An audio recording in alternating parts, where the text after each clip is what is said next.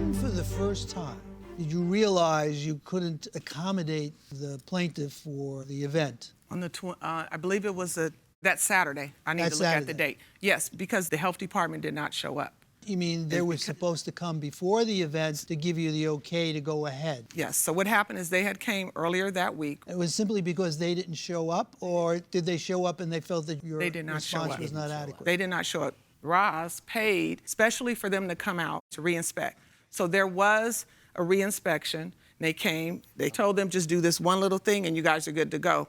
They did not show up. So we were never able to open back up. Why didn't you tell any of the folks having events that weekend, there's a chance we won't be open if we don't pass re-inspection? I mean, wasn't that pretty risky to all the folks that had events there that weekend? Primarily, the health department was really reassuring, you're gonna be fine. Just seal this thing and we'll come back. The one thing. Just do this and we'll be back, you know? Were you aware that the plaintiff would have to incur these expenses? No.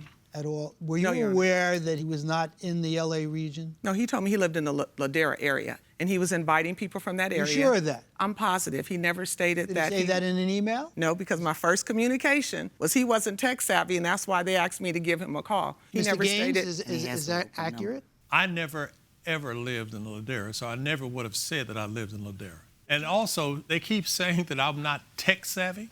No, I have been working with tech since 1997. Anything further? Ms. Pennington had one more thing she wanted to add. just want to say it was everything that we're saying about tech savvy and where he lived came from his friend that he grew up with. That's where we got all of that from. Would you have done anything differently if he had said, hi, I'm from Georgia, and... No, I would have, listen, I feel that what I do is professional. We've had Beyonce, private event at our club. So we're professional. I follow a procedure. So there's nothing I would have done any different. There if was he had no said, need. I'm flying in from Georgia, it would have been the same procedure. You still have the space. You want this date and time, we'll accommodate you. He never mentioned Juneteenth, never mentioned he was selling coffee. It wouldn't have changed anything. Okay. All right, thank you. We'll deliberate on this matter. You're excused. This courtroom is now in recess. This courtroom is again in session.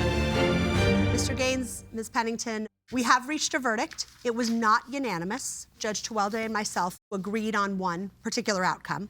Judge Corriero, had he been the one deciding, would have seen it differently. So we have a dissent.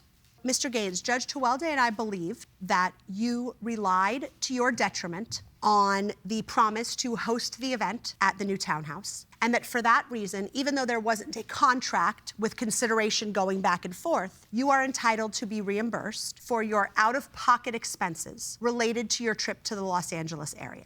We did not include the Las Vegas expenses because that was a tag-along where you did other promotional work. So what we did was we totaled up expenses, the hotel, the travel, and the other items related to Los Angeles, and came up with $1,000 that we believe you are entitled to recover. We didn't find a basis for punitive damages. Punitive damages require extreme and outrageous conduct. We didn't believe that this was maybe handled the best way it could have been, but we didn't see anything that rose to the level of extreme and outrageous behavior. Ms. Pennington, Judge Corriero felt that you were simply doing a favor, that you were accommodating him, and therefore you couldn't be held responsible for any damages that he incurred because it was just a favor. So that was Judge Corriero's dissent. He would have dismissed the complaint. However, Judge Tuwelde and I agreed on the verdict today, and so the verdict of the court is in your favor, Mr. Gaines, for $1,000, and we wish both of you the best with your ongoing businesses.